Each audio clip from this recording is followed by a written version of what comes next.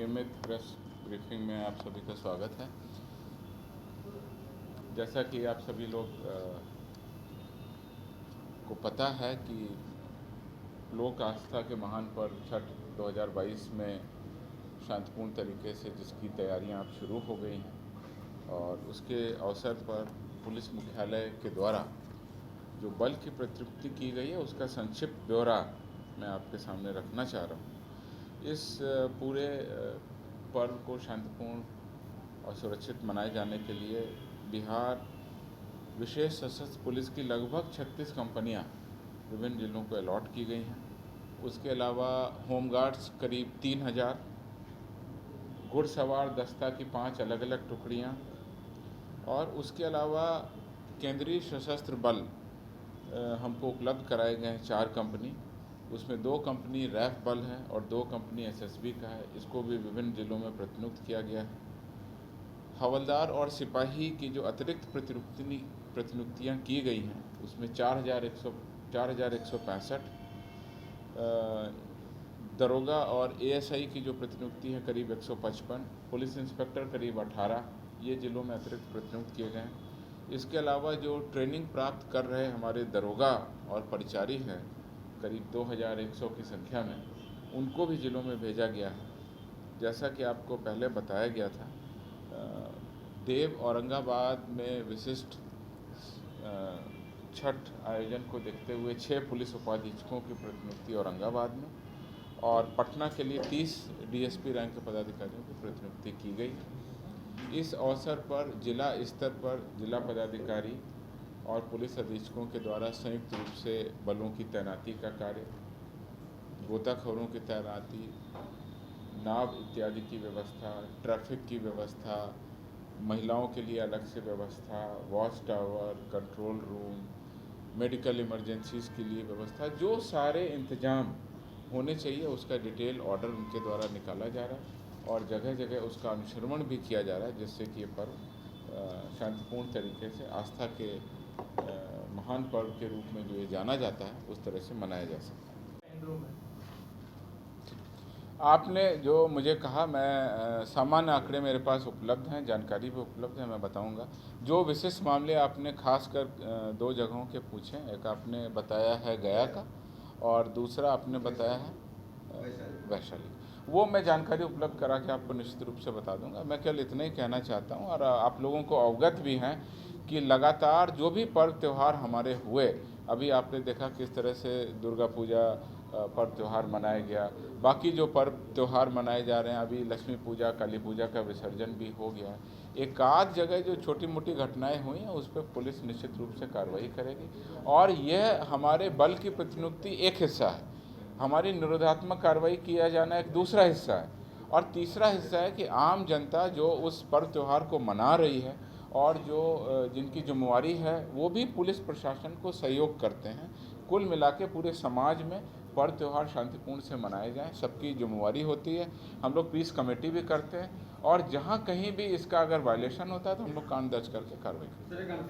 बिहार के डीजीपी को स्वागत किया जा रहा है, उनका फेक प्रोफाइल बनाया जा रहा है, सब क्या हुआ था वो बता दीजिए। देखिए, जो भी घटनाएं आपने पूछी हैं उन सभी घटनाओं में सबसे पहले ये चीज़ है कि एक ठगी का प्रयास हुआ है और ठगी का प्रयास जिसको हम लोग बोलते हैं साइबर ठगी। अब साइबर की दुनिया आभासी दुनिया है। मैं आपके माध्यम से और आप सभी रिस्पॉन्सिबल चैनल हैं उसके माध्यम से और प्रेस मीडिया के लोग भी शामिल हैं, मैं कुछ बातें ज़रूर रखना चाहूँगा कि ये आभासी दुनिया, ये वास्तविक दुनिया नहीं है।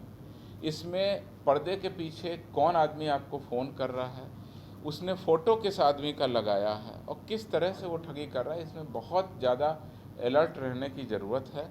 और मैं आप लोगों के माध्यम से आम जनता से यही अनुरोध करना चाहूँगा कि इस पर पूरा जो है इस पर पूरी तहकीकात करने के बाद ही किसी को अपना क्रेडेंशियल बताएं। क्रेडेंशियल अर्थात व्यक्तिगत जानकारी अथवा जैसे क्रेडिट कार्ड का number, CVV number, pin number, bank account की जानकारी या किसी भी तरह का पासवर्ड या पैन की जानकारी या आधार नंबर की जानकारी, ये सब ऐसी सूचनाएं हैं जो आपकी व्यक्तिगत सूचनाएं, इसको भी किसी भी तरीके से इसको साझा ना करें।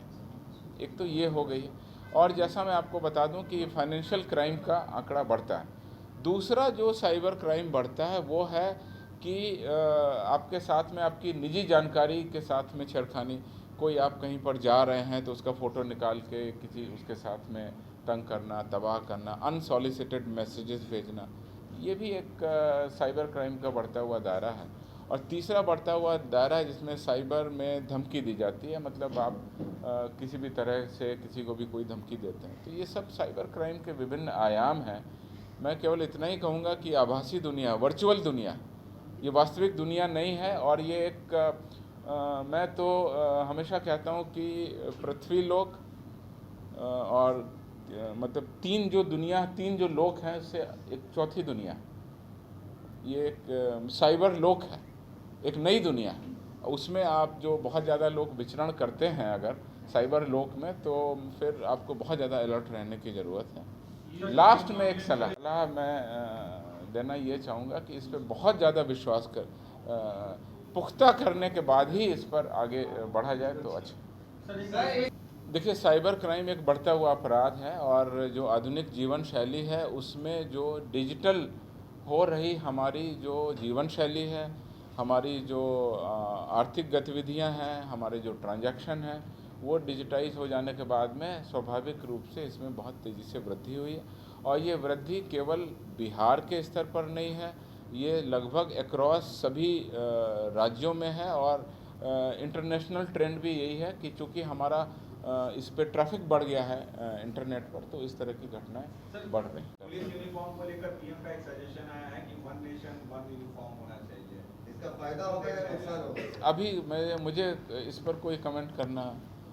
सीएस वाले में सर राशि जिस तरह से मामले बढ़ रहे हैं सर, उसको लेकर सभी जिलों में साइबर थाना खोलने का जो विचार है उसके आधार पर क्या होगा? अभी आपको पता होगा कि सरकार के द्वारा कुछ वर्ष पहले ही हाल में 74 साइबर क्राइम और सोशल मीडिया यूनिट हर जिलों में तैनात किए गए थे। उसके लिए पद भी स्वीकृत किया गया था, बाकी व्यवस्थाएं भी की गई थी, वो सभी जगह कार्यरत हैं। उसके अलावा अभी हर जिले में एक साइबर डीएसपी का पद भी स्वीकृत हो गया है, तो अब वो कार्रवाई भी हो रही है। रेंज लेवल पर भी व्यवस्था बढ़ाई जाएगी।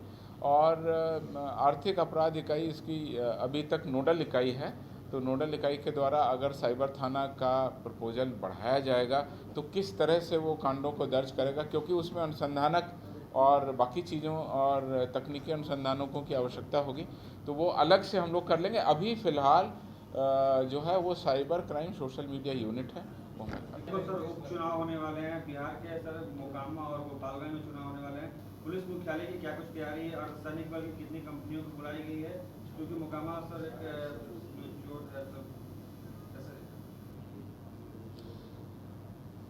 उपचुनाव 2 जगह होने हैं जैसा आपको पता है, मोकामा और गोपालगंज ज़िले में।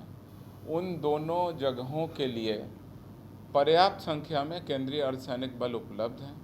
सभी जो हमारे पोलिंग बिल्डिंग हैं उस पर पर्याप्त संख्या में केंद्रीय अर्धसैनिक बलों की तैनाती की जाएगी। उसके अलावा जो हमारी पेट्रोलिंग पार्टी है, सेक्टर पेट्रोलिंग पार्टी है, सेक्टर पेट्रोलिंग पार्टी में भी हमारे केंद्रीय अर्धसैनिक बल रहेंगे। एरिया डोमिनेशन और जो बाकी चीज़ें हैं उनके लिए भी हमारे पास में पर्याप्त बीएमपी और बाकी बल उपलब्ध हैं। जो हमारा रिजर्व, जो हमारा स्ट्रॉन्ग रूम है, उसके लिए भी केंद्रीय अर्धसैनिक बल और बाकी बलों को हम उपलब्ध करा रहे हैं। कितनी अर्धसैनिक बल? इस कंपनी अर्धसैनिक बल उपलब्ध कराया गया है और उसको हम लोग दोनों जगह उपलब्ध करा दिए हैं। दोनों जगह उनके द्वारा अभी से फ्लैग मार्च और बाकी कार्रवाई की जा रही है और स्वच्छ, निष्पक्ष और शांतिपूर्ण चुनाव की तैयारी पूरी की जा रही है। जिला पदाधिकारी, पुलिस अधीक्षकों को लगातार निर्देश दिए जा रहे हैं और इसमें चुनाव आयोग के निर्देशानुसार सारी कार्रवाई की जा रही है। होल्ड कर ली गई है और वो वापस कराए जाने की प्रक्रिया है। अगर ससमय इसमें कार्रवाई हो, वो रिकवर हो पाया था या हो पाया था? यस।